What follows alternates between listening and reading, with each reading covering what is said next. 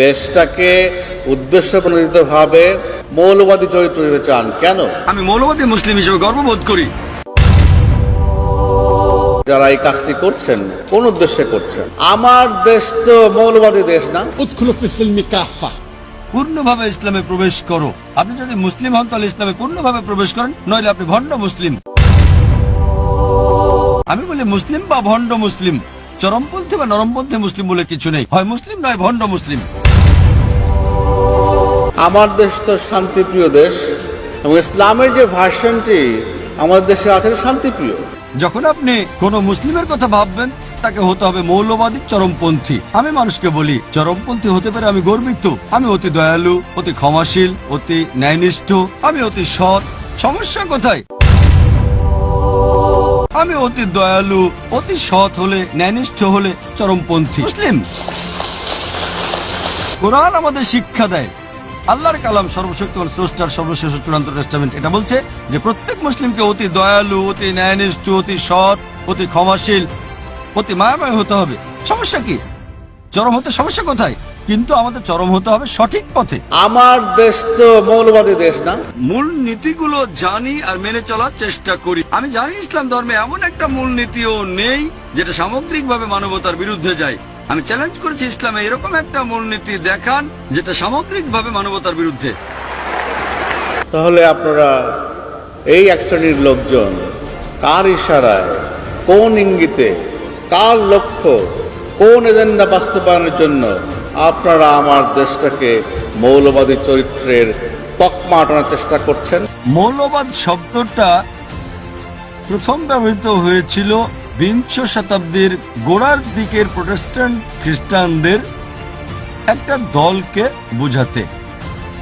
Protestant খ্রিস্টানদের এই দলটা খ্রিস্টান গির্জার বিরোধিতা করেছিল। খ্রিস্টান গির্জাগুলো বিশ্বাস করত যে বাইবেলের কথাগুলো স্রষ্টার বাণী। আমেরিকার এই প্রোটেস্ট্যান্ট দলটা বলতো যে শুধু বাইবেলের বাণী স্রষ্টার পক্ষ থেকে নয়, বরং বাইবেলের প্রত্যেকটা শব্দ, প্রত্যেকটা অক্ষর স্রষ্টার পক্ষ থেকে। যদি কেউ প্রমাণ করতে পারে যে বাইবেল স্রষ্টার বাণী, মৌলবাদের এই আন্দোলনটা একটা ভালো আন্দোলন। অপরদিকে কেউ যদি প্রমাণ করতে পারে যে বাইবেল স্রষ্টার বাণী নয়, তাহলে সেটা ভালো আন্দোলন নয়। কিন্তু এই মৌলবাদ নামক শব্দটা প্রথমে আমেরিকার প্রোটেস্ট্যান্টদের বোঝাতে ব্যবহার করা হতো। অক্সফোর্ড ডিকশনারিতে দেখলে এটা বলে যে মৌলবাদী হচ্ছে এমন এক ব্যক্তি যে কোনো ধর্মের মূল নীতিগুলো কঠোরভাবে মেনে চলে। কিন্তু অক্সফোর্ড ডিকশনারির নতুন সংস্করণে দেখা যায় যে তারা কিছুটা পরিবর্তন করেছে। বলছে মৌলবাদী হলো এমন এক ব্যক্তি যে কোনো ধর্মের প্রধান নীতিগুলো কঠোরভাবে মেনে চলে, বিশেষ করে ইসলাম। নতুন সংস্করণে ইসলাম শব্দটা যুক্ত করা হয়েছে।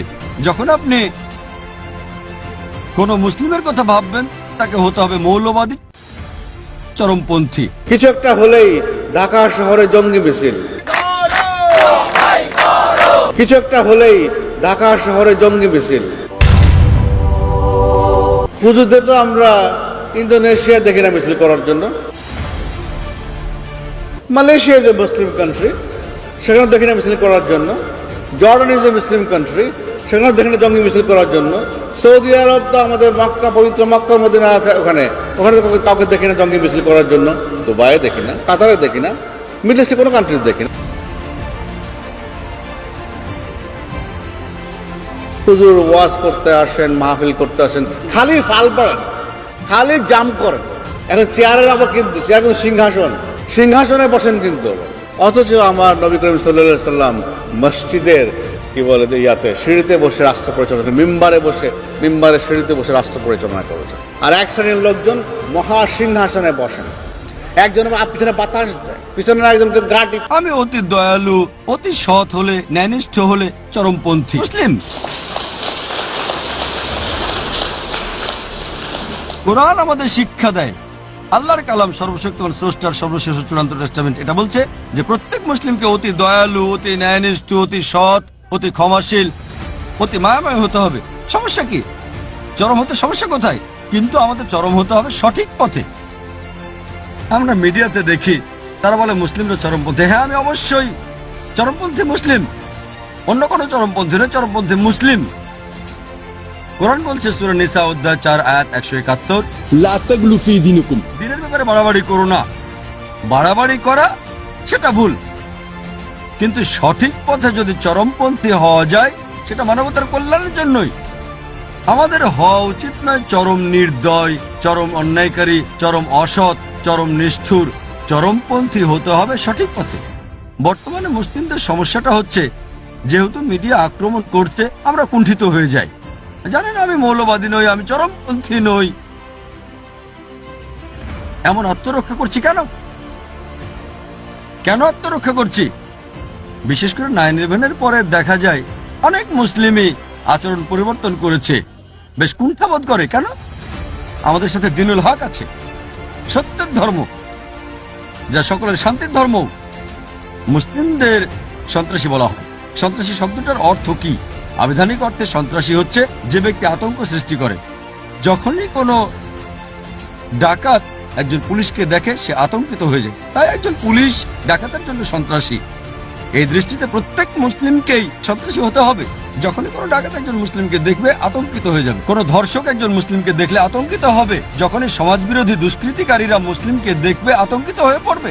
মুসলিমদের উচিত সমাজবিরোধী দুষ্কৃতিকারীকে আতঙ্কিত করা। আর এটাই আল্লাহ পবিত্র কোরআনে বলেছেন সূরা আনফাল অধ্যায় 8 আয়াত নাম্বার 60, যারা সত্যকে করে প্রত্যাখ্যান তাদের আতঙ্কিত কর সমাজ বিরোধীরা। আর এই শব্দটা আমি আমার নিজে থেকে ব্যবহার করছি না। বোম্বেতে কয়েক বছর আগে একটা কাগজে শিরোনাম হয়েছিল, এটা একজন ইন্সপেক্টর ছিল, নাম ইন্সপেক্টর আংরে। খবরটা ছিল ইন্সপেক্টর আংরে দুষ্কৃতিকারীদের আতঙ্কিত করে তুলেছে। আর এটাই হচ্ছে ভাষা প্রত্যেকটা দেশের।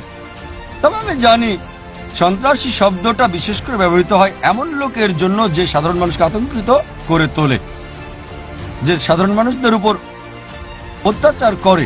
এই দৃষ্টিতে কোনো মুসলিমেরই কোনো মানুষকে আতঙ্কিত করা উচিত নয়, হোক মুসলিম বা অমুসলিম।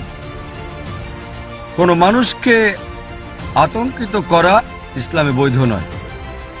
অধিকাংশ সময় দুটি ভিন্ন লেভেল দেওয়া হয় একই ব্যক্তিকে একই কাজের জন্য।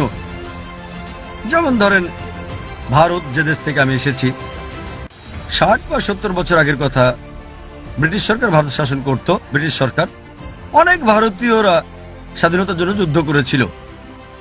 সেই সময় এই লোকগুলোকে ব্রিটিশ সরকার সন্ত্রাসী বলেছিল, কিন্তু সাধারণ ভারতীয়রা তাদের বলি মুক্তিযোদ্ধা, দেশপ্রেমিক। একই মানুষ, একই কাজ, দুটো ভিন্ন লেভেল। যদি আপনারা ব্রিটিশ সরকারের সাথে একমত হন যে ভারত শাসন করার অধিকার তাদের আছে, তাহলে এই লোকগুলোকে বলবেন সন্ত্রাসী। কিন্তু সাধারণ ভারতীয়দের সাথে একমত হলে যে ব্রিটিশরা ভারতে এসেছিল ব্যবসা করার জন্য, আমাদের শাসন করার কোনো অধিকারই তাদের নেই, তাহলে এদের বলবেন মুক্তিযোদ্ধা, বলবেন দেশপ্রেমিক। একই ব্যক্তি, একই কাজ, কিন্তু দুটো ভিন্ন লেভেল। আর এরকম উদাহরণ আপনি মানুষের ইতিহাস থেকে অনেক দিতে পারেন। যেমন আমেরিকার বিপ্লব সম্পর্কে আপনারা জানেন, 18 শতকে ঘটেছিল। 1775 সালে তারা স্বাধীন হয়। বেঞ্জামিন ফ্রাঙ্কলিন ও জর্জ ওয়াশিংটন ব্রিটিশ সরকার দ্বারা সন্ত্রাসী আখ্যায়িত হয়েছিল, কিন্তু এই দুই ব্যক্তি, বেঞ্জামিন ফ্রাঙ্কলিন ও জর্জ ওয়াশিংটনকে সাধারণ মার্কিনীরা বলেছিল বীর, মুক্তিযোদ্ধা, দেশপ্রেমিক।